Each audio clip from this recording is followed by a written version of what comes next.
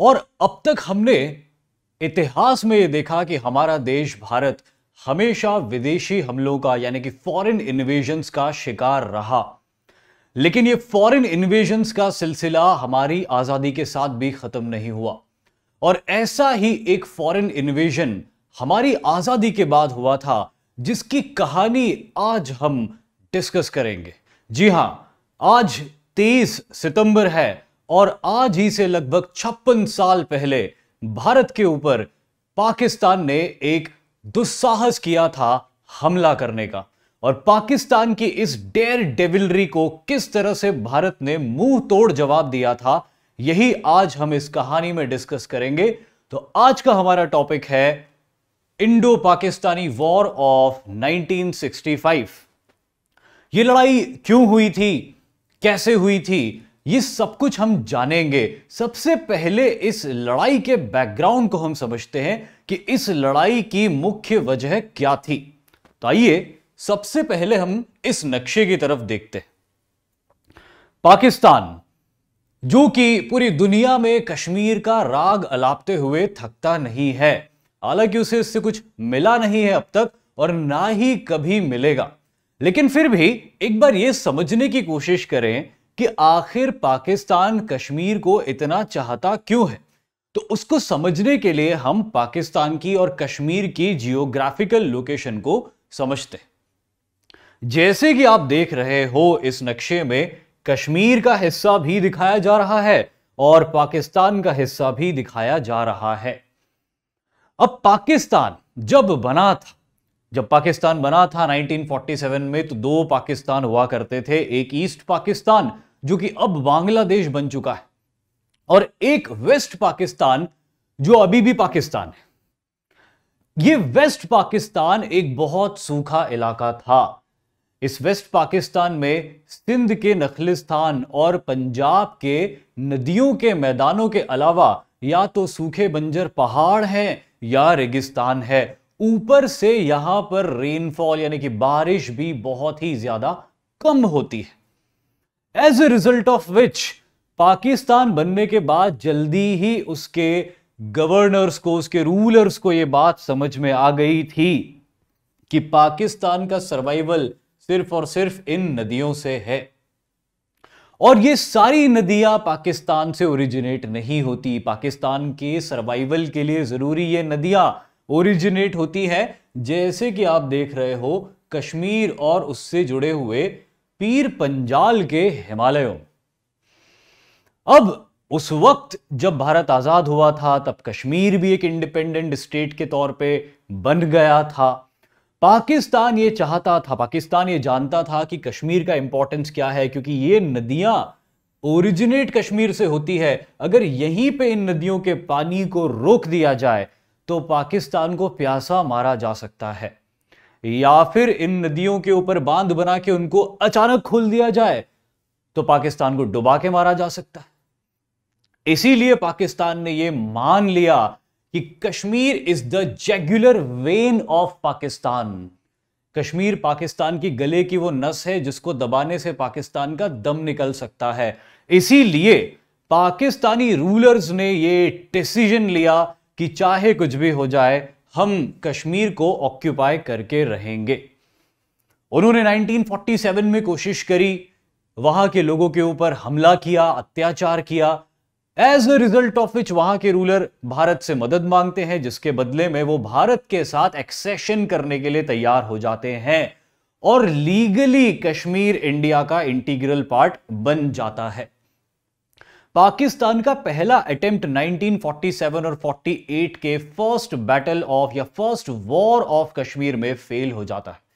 लेकिन पाकिस्तान की आस खत्म नहीं होती है। आस तो अब तक खत्म नहीं है हुई है, उसकी रस्सी जल गई है लेकिन बल नहीं गया है।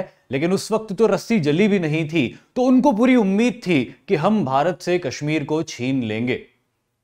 और उसकी एक बड़ी वजह थी 1962 का साइनो इंडियन वॉर, जिसमें भारत की हार हुई थी, चाइना का अपर हैंड था और वो लड़ाई खत्म हो गई थी। मैं एक और चीज बता दूं आपको, यह कहा जाता है कि भारत 1962 की लड़ाई में हार गया था। हाँ, ये बात सही है कि हमें बहुत नुकसान हुआ था, लेकिन ये बात भी हमको याद रखनी होगी कि चाइना ने यूनिलेटरल सीज फायर डिक्लेयर किया था, जिसको हमने एक्सेप्ट किया था, यानी कि हम लड़ाई से पीछे नहीं हटे थे। हाँ, हमें नुकसान हुआ था, लेकिन लड़ाई जारी थी। हमें वेस्टर्न कंट्रीज से मदद मिलनी शुरू हो गई थी और कोई बड़ी बात नहीं थी अगर उस लड़ाई का रुख बदल दिया जाता आने वाले वक्त में, लेकिन चाइना ने इस बात को भांपते हुए सीज फायर डिक्लेयर कर दिया था, जिसको हमारे पॉलिटिशियंस ने एक्सेप्ट कर लिया था और वहीं पे वो लड़ाई खत्म हो गई थी। बहरहाल पाकिस्तान ये सोचता था कि भारत चीन से हारा हुआ है 1962 में, कमजोर है, अभी इंडिया की आर्मी एक रीऑर्गेनाइजेशन, एक रिफॉर्म से गुजर रही है, तो ये बहुत अच्छा मौका है, क्यों न कश्मीर पर एक अटेम्प्ट किया जाए। और उम्मीद है, पाकिस्तानियों को एक ऐसी उम्मीद थी कि शायद कश्मीर हम जीत लेंगे, और शायद नहीं, they were very confident about it. उन्हें ऐसा लगता था कि जब वो कश्मीर में हमला करेंगे तो कश्मीर की लोकल पॉपुलेशन उनकी मदद करेगी, उनको फेवर करेगी, इंडियन फोर्सेस को अपोज करेगी। ऐसे पाकिस्तानियों के पास में इंटेलिजेंस इनपुट थे, जिसके बेसिस पे उन्होंने ये कदम उठाया और एक प्लान बनाया कश्मीर को भारत से अलग करके खुद के साथ जोड़ने के लिए, या मैं दूसरे वर्ड्स में कहूं, सही वर्ड्स में कहूं तो उसको ऑक्यूपाई करने के लिए। और उस प्लान का नाम था ऑपरेशन जिब्राल्टर। ऑपरेशन जिब्राल्टर के साथ ही 1965 की इस लड़ाई की शुरुआत भी हो गई थी। आइए समझते हैं कि ऑपरेशन जिब्राल्टर था क्या। ऑपरेशन जिब्राल्टर एक ऐसा मिशन तय किया गया था पाकिस्तान की तरफ से, जिसमें उसकी कई फोर्सेस कश्मीर के अलग अलग हिस्सों की तरफ से आगे बढ़ेगी और चुपचाप भारत के हिस्से के कश्मीर में दाखिल हो जाएगी। ये होंगे तो फौजी, पाकिस्तानी आर्मी के रेगुलर्स, लेकिन ये आएंगे सिविल ड्रेस में, जैसी कि कश्मीरी पहनते हैं, और ये कश्मीर की पॉपुलेशन में घुल मिल जाएंगे।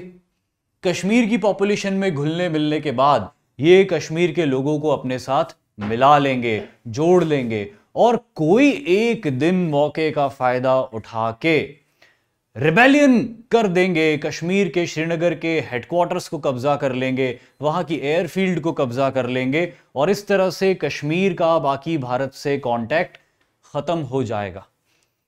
ये फोर्सेस जिनको ट्रेन किया था पाकिस्तान ने, इनके नाम भी बड़े रोमांटिसाइज्ड उन्होंने रखे थे।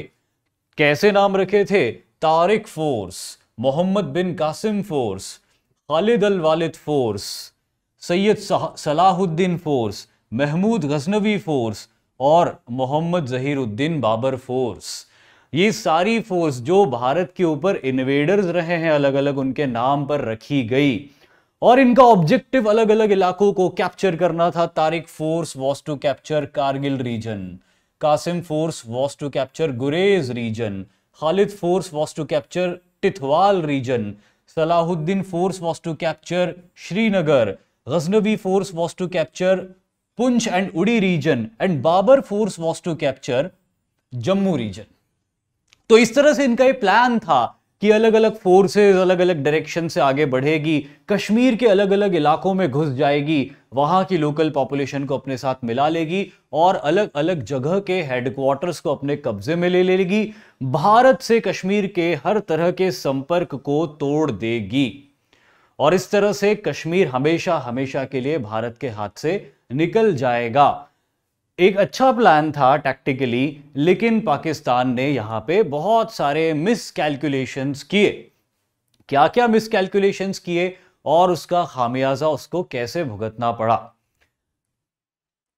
जैसे कि यहां पे भी आप देख सकते हो, ये वो इलाके थे जो कि इन फोर्सेस को कैप्चर करने थे, और उनका मेन थर्स्ट कश्मीर वैली में था, जो कि श्रीनगर तक पहुंचती है, और इस तरह से कश्मीर को पूरी तरह से भारत से अलग कर दिया जाता।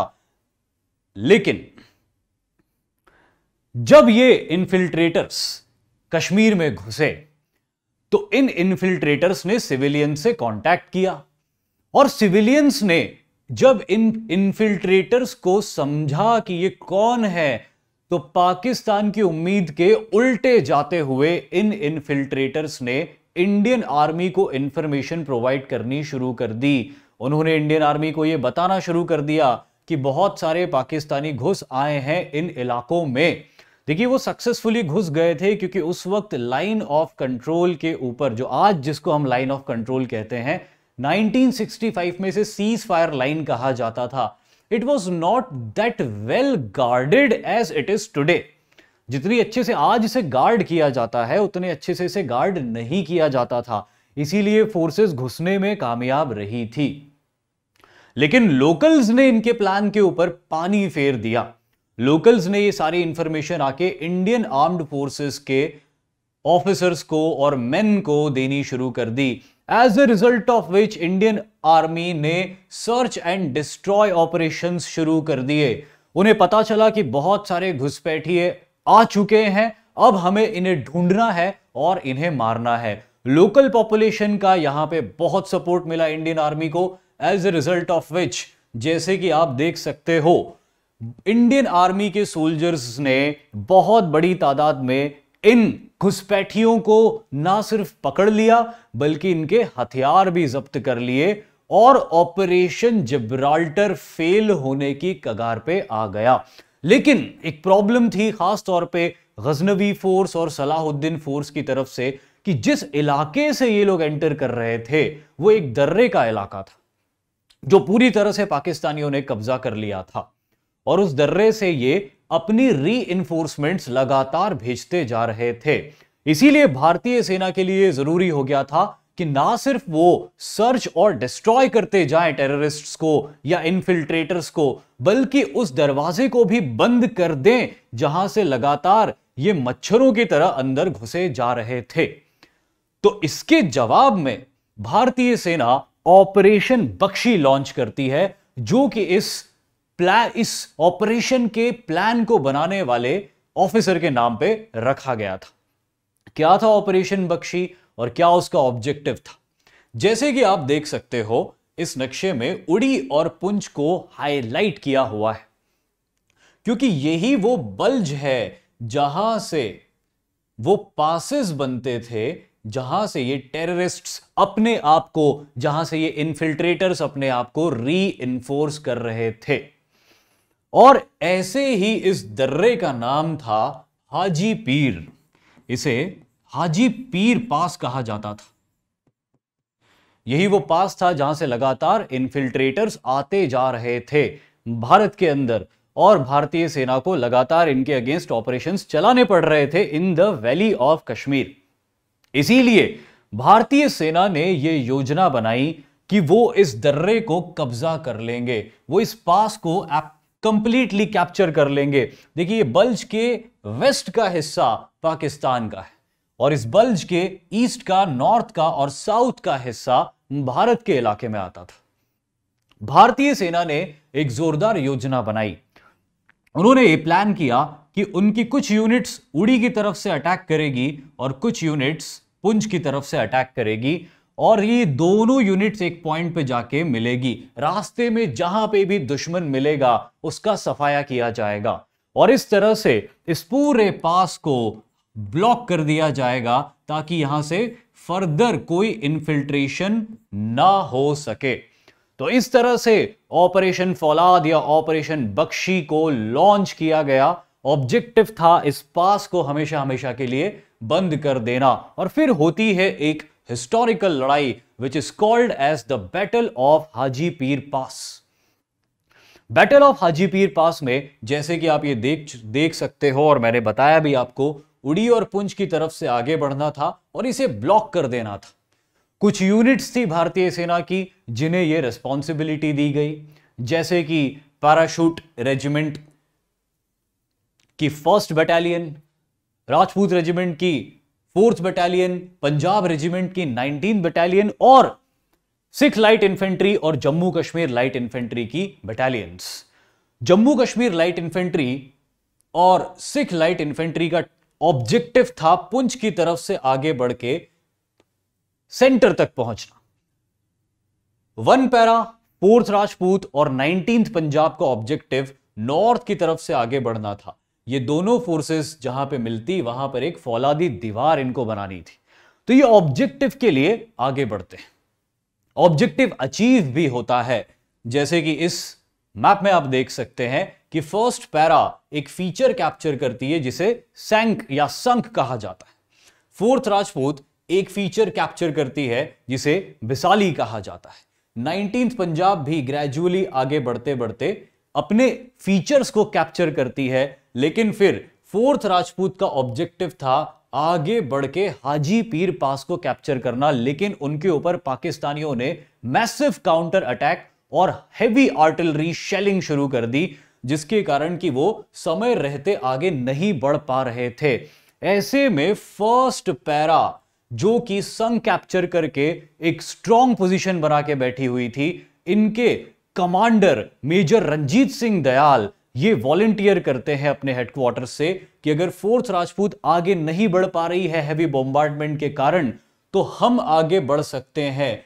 हाजी पीर पास हमारे भी निशाने पे, और इनको गो अहेड के ऑर्डर्स दे दिए जाते हैं, जिसके बाद फर्स्ट पैरा हाजी पीर के ऊपर जोरदार हमला करती है। लेकिन हमला रात में किया जाता है क्योंकि ऊंची पहाड़ी पर चढ़ना था और इस हाजी पीर को कैप्चर करना था। ऐसे में दोपहर के वक्त या उजाले में हमला करना लगभग सुसाइडल हो जाता, क्योंकि दुश्मन आपको आसानी से स्पॉट कर सकता था और शूट कर सकता था।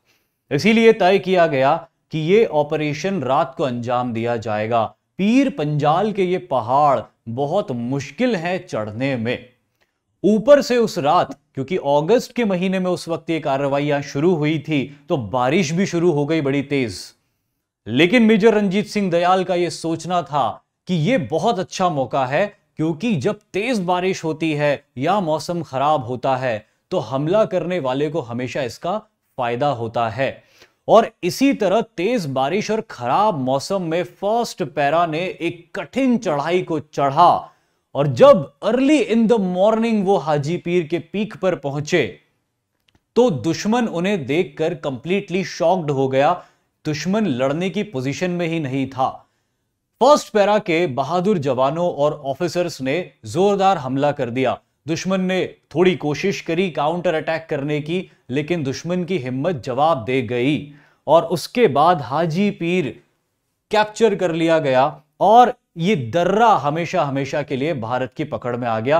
दक्षिण की तरफ से सिख लाइट इन्फेंट्री और जम्मू कश्मीर लाइट इन्फेंट्री भी तेजी से आगे बढ़ती है और ये ऑपरेशन फौलाद सक्सेसफुल हो जाता है। ये पूरा इलाका जहां से इन्फिल्ट्रेटर्स आगे बढ़ रहे थे ये बंद कर दिया जाता है।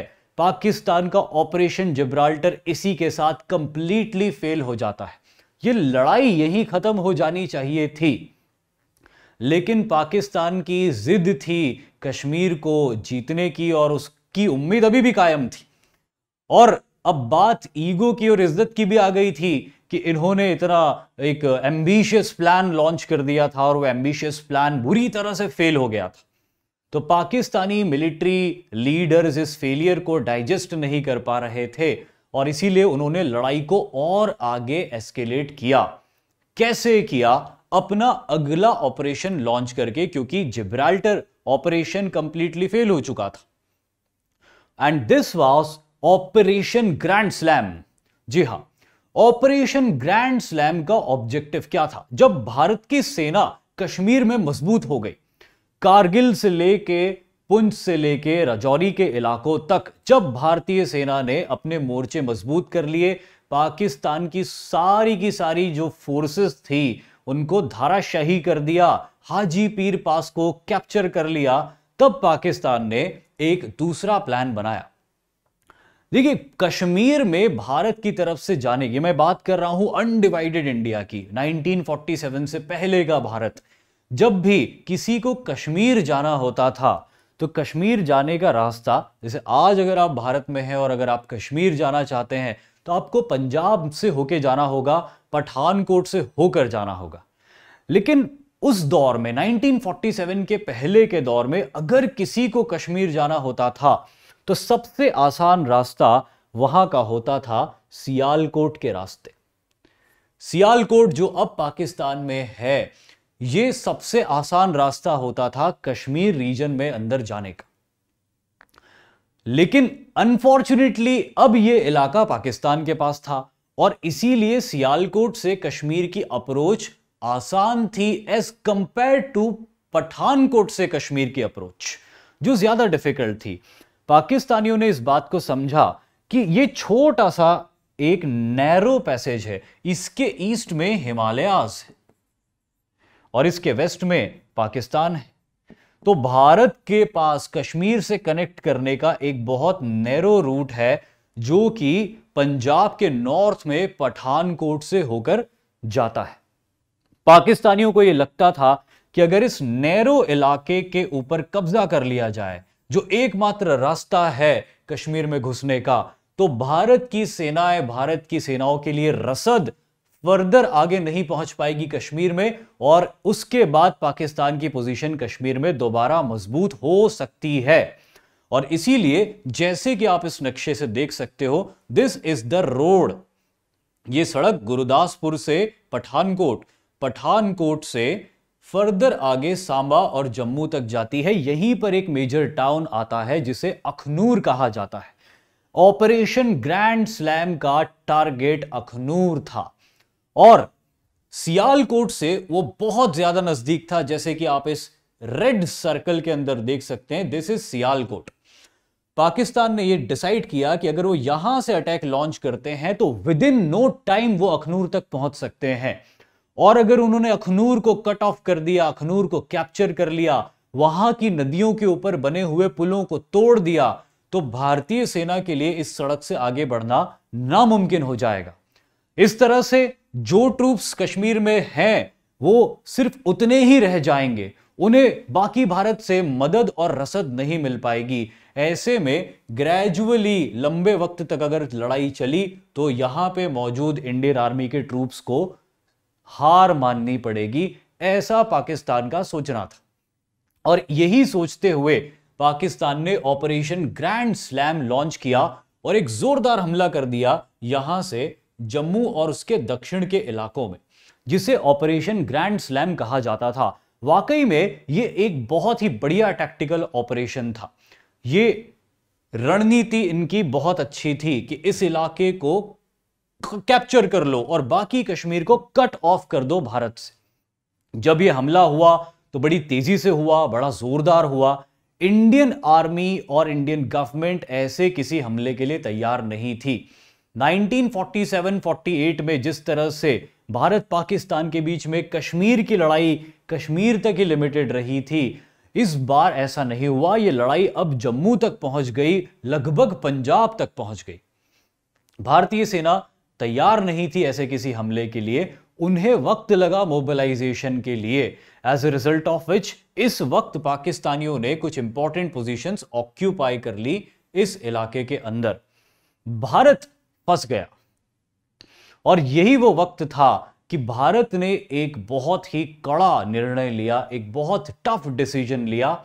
हमें इसका श्रेय देना चाहिए उस वक्त के हमारे प्राइम मिनिस्टर श्री लाल बहादुर शास्त्री जी को कि उन्होंने एक बहुत ही बड़ा हिम्मत वाला डिसीजन लिया, जबकि उनको उनके आर्मी कमांडर्स ने ब्रीफ किया कि अगर हमको इस पोजीशन से निकलना है, because now Pakistan has cut us of from the rest of the Kashmir, तो अगर इस पोजीशन से हमको निकलना है तो हमें पाकिस्तान के ऊपर जोरदार हमला करना पड़ेगा, पाकिस्तान के सियालकोट के ऊपर हमला करना पड़ेगा, क्योंकि अखनूर पे जो भी हमला हो रहा है वो सियालकोट की तरफ से हो रहा है। तो अगर हम आगे बढ़ के सियालकोट को खतरे में डाल दें तो जितनी भी फोर्सेस पाकिस्तान ने अखनूर की तरफ भेजी हुई है उसे वापस बुलानी पड़ेगी सियालकोट को बचाने के लिए, और इस प्रोसेस में यहां से दबाव कम हो जाएगा।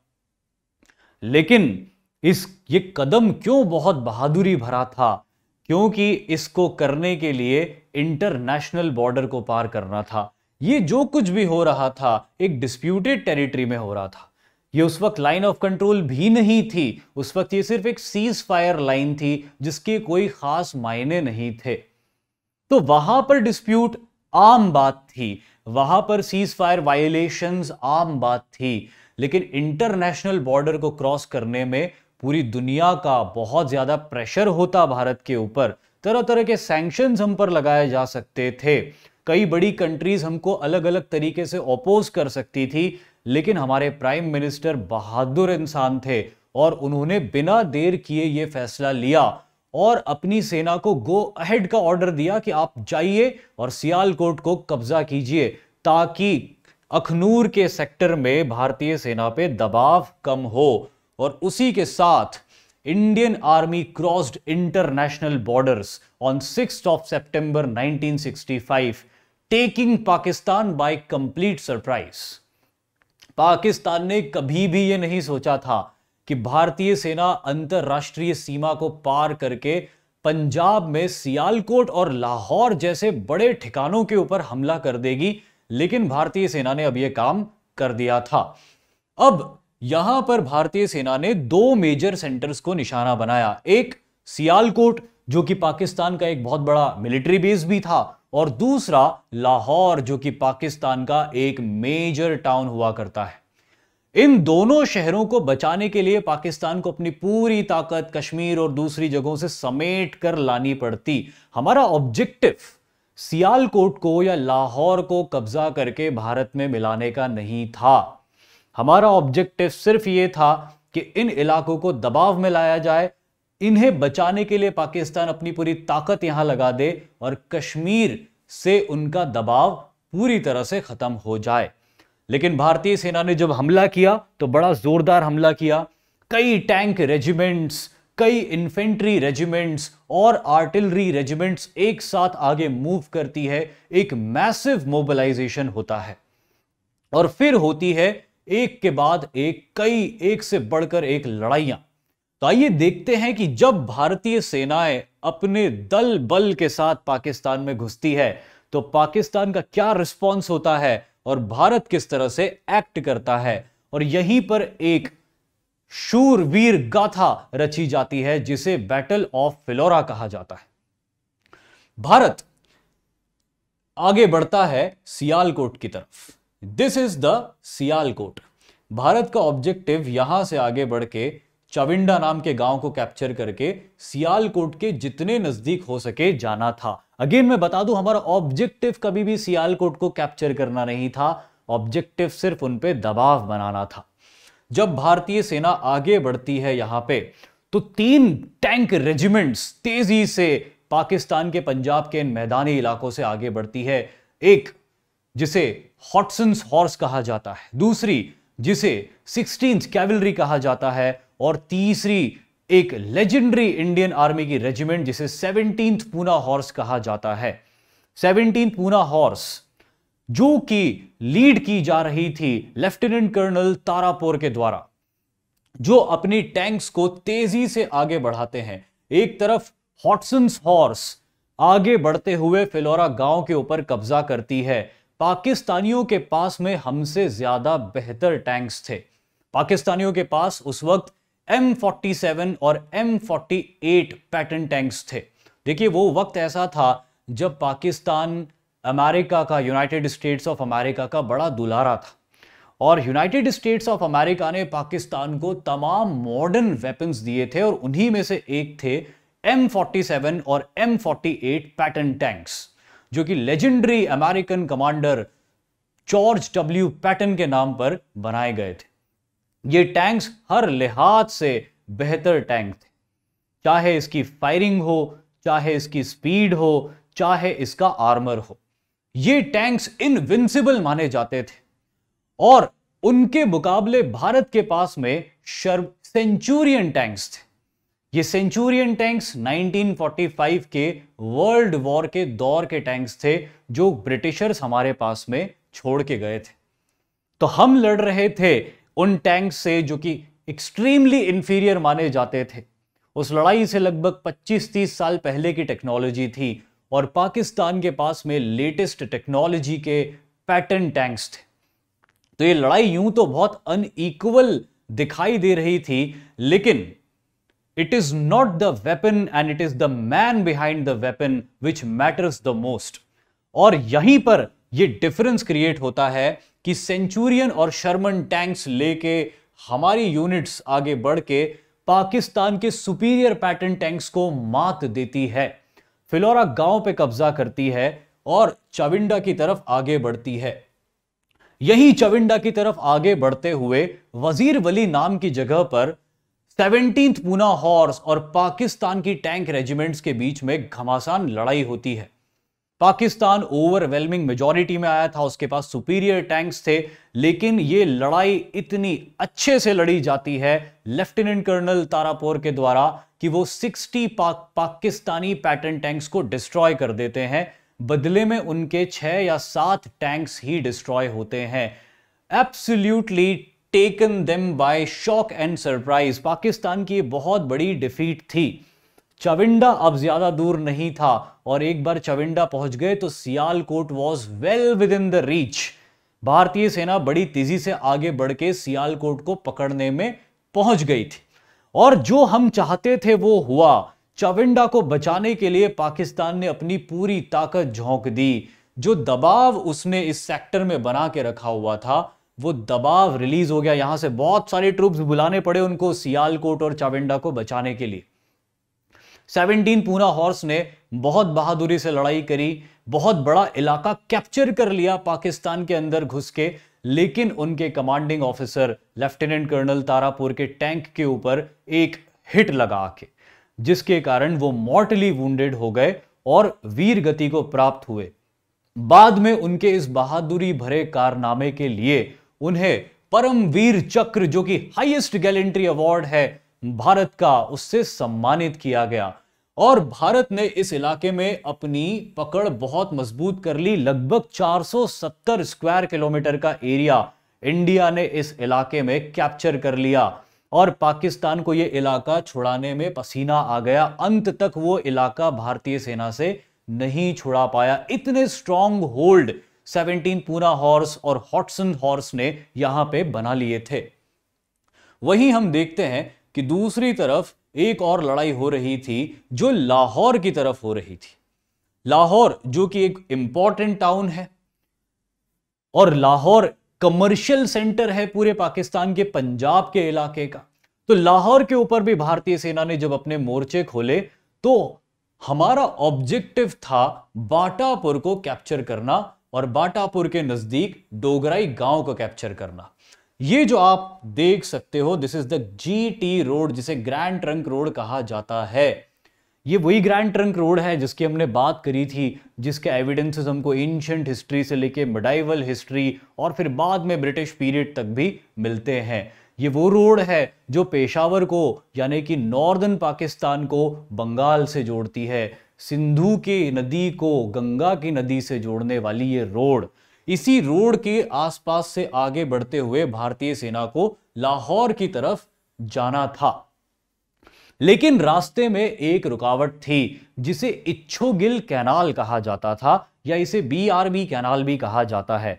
पाकिस्तान ने डेलिबरेटली ये कैनाल बनाई ही इसीलिए थी अपने इंसेप्शन के बाद कि अगर भारत कोई बड़ा हमला करता है तो ये कैनाल उसका रास्ता रोक सके।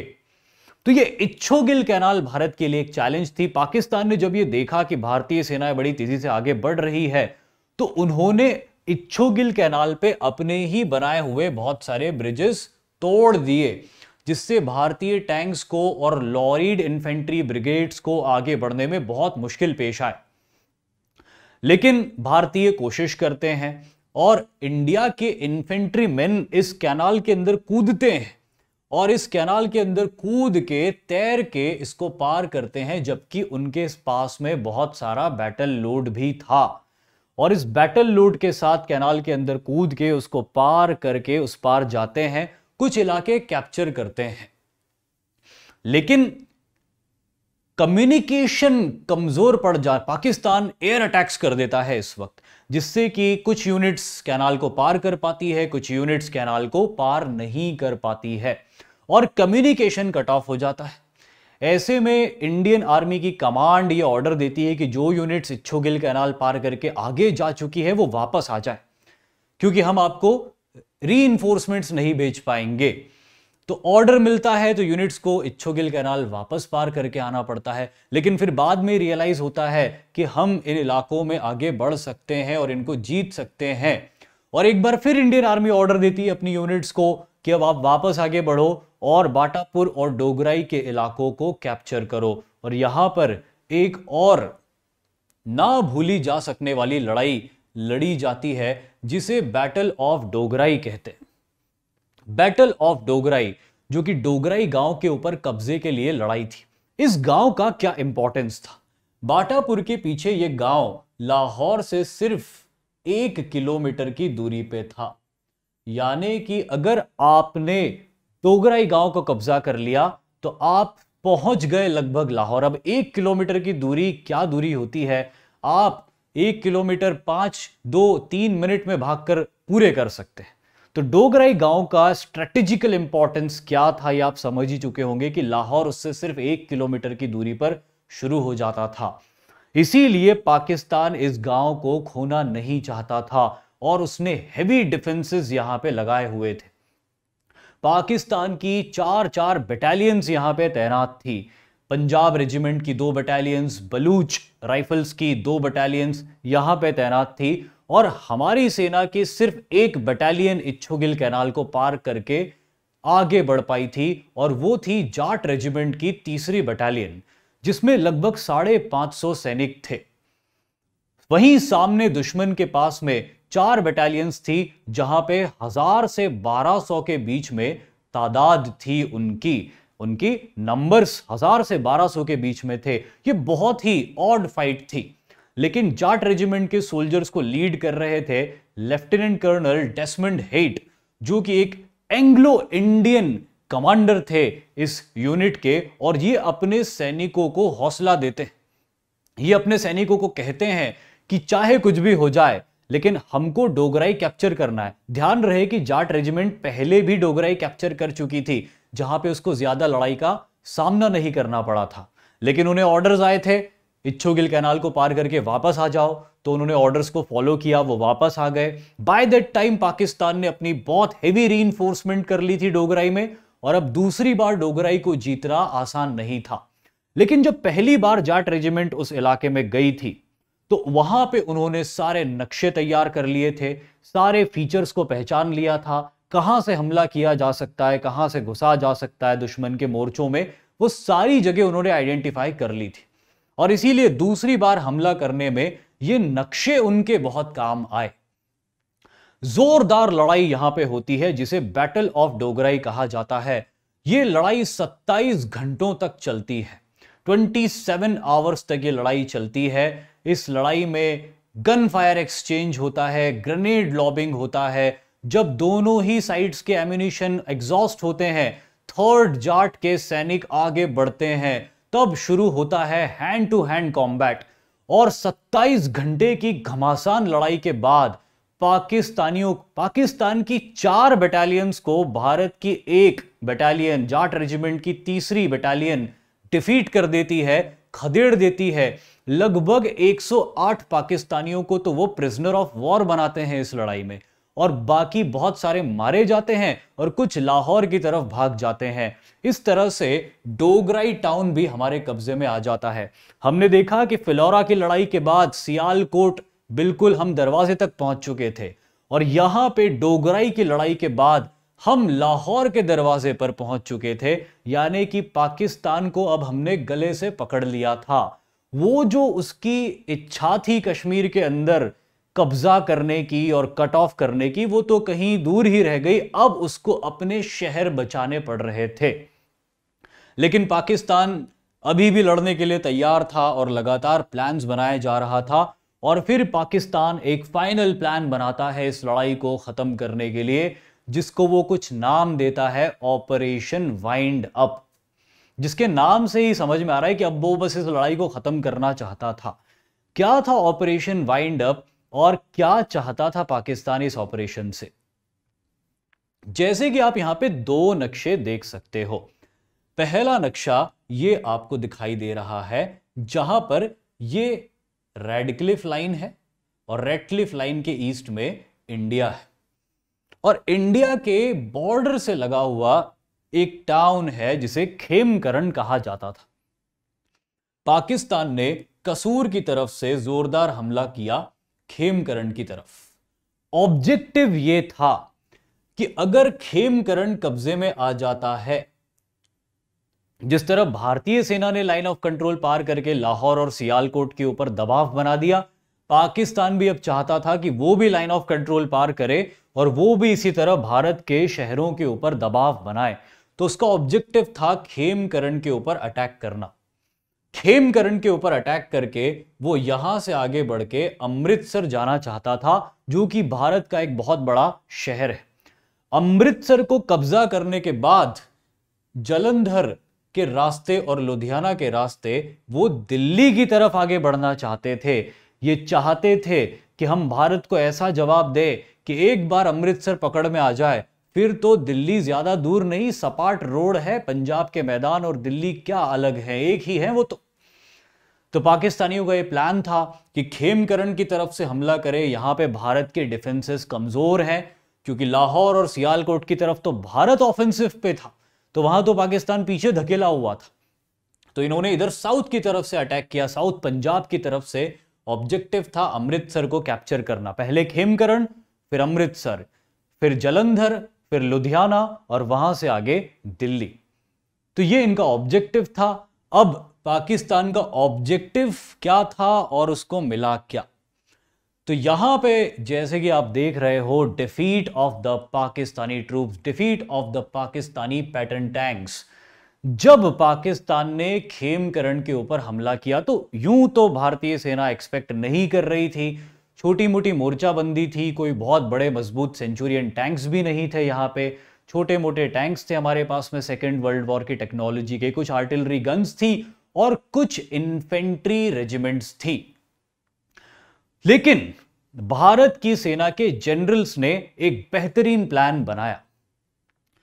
जब पाकिस्तान की फर्स्ट आर्मर्ड ब्रिगेड आगे बढ़ी अपने सैकड़ों टैंक्स को लेके, तो भारत के कमांडर्स ने ऑर्डर किया। देखिए, उस वक्त वहां पे गन्ने की खेती हो रही थी और पंजाब के इलाके में नहरों से खेती होती है।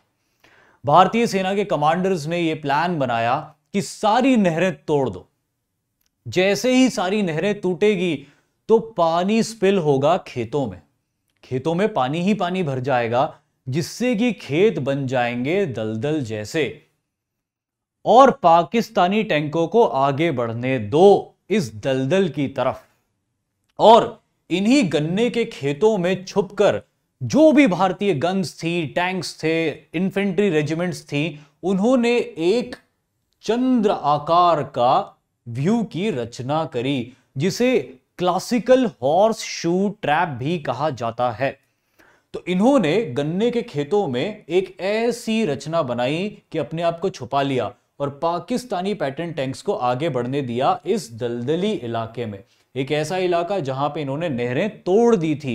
ये बीच का इलाका पूरा कीचड़ में हो गया था और इसके पीछे जहां पे सूखी जमीन थी, वहां के गन्ने के खेतों में छुप के अपने टैंक्स और गन्स को तैनात कर दिया।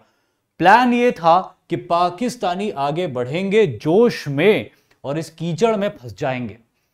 जब ये कीचड़ में फंस जाएंगे, इनके बड़े भारी M47, M48 पैटर्न टैंक्स, तो न ये आगे जा पाएंगे न ये पीछे जा पाएंगे, और इस वक्त इनके ऊपर तीनों दिशाओं से फायर किया जाएगा और इनको इफेक्टिवली न्यूट्रलाइज कर दिया जाएगा। और एग्जैक्टली यही हुआ। पाकिस्तानी पैटर्न टैंक्स आगे बढ़े, एक पॉइंट तक वो आगे बढ़ पाए, उसके बाद वो आगे बढ़ने बंद हो गए क्योंकि वो फंस गए कीचड़ में। And the Indian commanders ordered all guns blazing. उन्होंने अपनी सारी बंदूकें और तोपें पाकिस्तानियों के ऊपर खोल दी और इस जगह पाकिस्तानियों का हेवी डिस्ट्रक्शन हुआ। लगभग वो 100 टैंक्स छोड़कर यहां से भागे। पाकिस्तानियों को अपनी जान बचाने के लिए अपने टैंक्स यहीं के यहीं छोड़ के उनसे उतरकर भागना पड़ा। बहुत सारे तो मारे गए, बहुत सारे प्रिजनर ऑफ वॉर भी बना लिए गए और बहुत सारे भागने में कामयाब हो गए, लेकिन टैंक लेके नहीं जा सकते थे, वो इनको छोड़ के जाने पड़े। इतने टैंक्स वो छोड़ के गए, इतने ज्यादा टैंक्स वो छोड़ के गए कि जब लड़ाई खत्म होने के बाद इन टैंक्स को इकट्ठा किया गया भीकी विंड नाम के गांव की जगह पे, तो उस जगह इतने पैटर्न टैंक्स हो गए, इतने पैटर्न टैंक्स हो गए कि उस जगह का नाम ही रख दिया गया पैटर्न नगर। इतने ज्यादा पैटर्न टैंक्स पाकिस्तानियों को छोड़ के जाना पड़ा। एक बहुत ही करारी हार पाकिस्तान को यहां पे मिली थी। पाकिस्तान ने ऑपरेशन वाइंड अप लॉन्च किया था और पाकिस्तान का वाइंड अप भी इसी ऑपरेशन के साथ में हो गया था। इसी लड़ाई में, जिसे असल उत्तर की लड़ाई भी कहा जाता है, एक और जोरदार वीरता की कहानी यहां पे रची गई कंपनी क्वार्टर मास्टर हवलदार अब्दुल हमीद के द्वारा, जो कि ग्रेनेडियर्स रेजिमेंट की 4th बटालियन के एक हवलदार थे। जब पाकिस्तानियों ने यहां पे हमला किया था, तो जो बहुत सारे भारतीय टुकड़ियां, जिनमें इन्फेंट्री भी थी यानी कि पैदल सेना, आर्मर्ड भी थी यानी कि टैंक रेजिमेंट्स, आर्टिलरी भी थी यानी कि तोपखाना, तो कुछ इन्फेंट्री रेजिमेंट्स जो यहां पे तैनात थी, उनमें कंपनी क्वार्टर मास्टर हवलदार अब्दुल हमीद भी थे।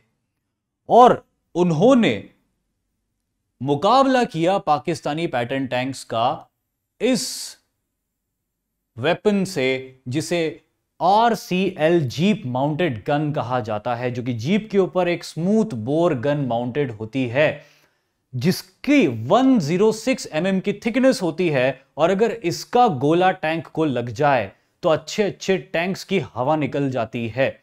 लेकिन यह वेपन एक बहुत छोटा वेपन था, अगर टैंक इसके ऊपर हिट कर दे तो यह इस वेपन की धज्जियां उड़ा सकता था।